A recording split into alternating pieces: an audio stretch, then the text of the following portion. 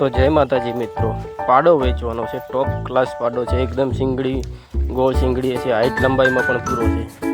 બનિયાત પાડો છે, એકદમ ખૂબ સારો અને એકદમ ગરીબ પાડો છે।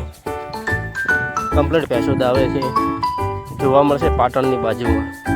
વધુ માહિતી માટે માલિકનો નંબર આપેલ છે, તેની પર સંપર્ક કરી શકો છો। કિંમત 90,000 રૂપિયા રાખેલ છે, તેમાં થોડા ઘણો ફેરફાર થઈ જશે।